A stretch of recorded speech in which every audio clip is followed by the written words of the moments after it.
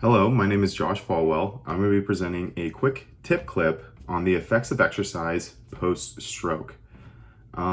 Interestingly, my grandfather actually suffered a stroke and lost a lot of muscular function in the left side of his body, and he also lost his ability to speak. He gained some of that back over time.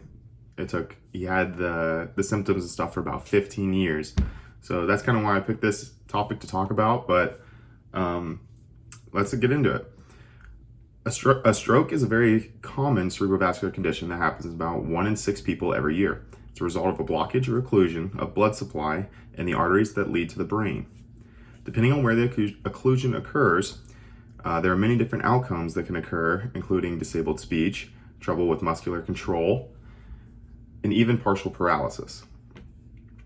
Exercise alone is a good method to help treat many of the neuromuscular problems associated with stroke and movement in general.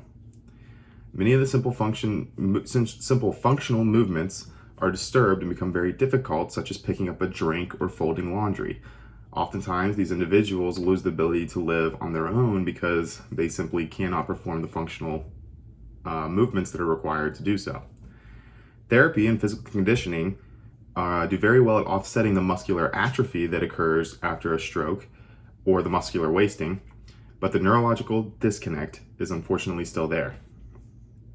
Research shows that certain biomarkers like IGF or NGF, these are just neurological biomarkers that are found in the body, and these are elevated during the first 4 weeks following the stroke, and in this time, this is when the most healing and reconstructing is possible and probable.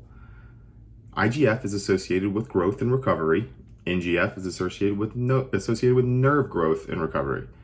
Both of these are essential in the development of nerves and reconstruction following an injury, especially inside the brain.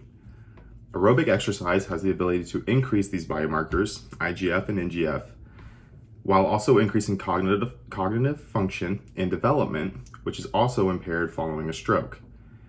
Now, it's not necessarily responsible to exercise within the first 4 weeks following a stroke, but it is known that exercising will increase these biomarkers that are known to help with reconstructing nerves and reducing the damage done from a stroke. Aerobic exercise is very important for any neurological disorder due to its ability to increase neuroplasticity, the ability for the brain to form new neurons and reorganize the connections.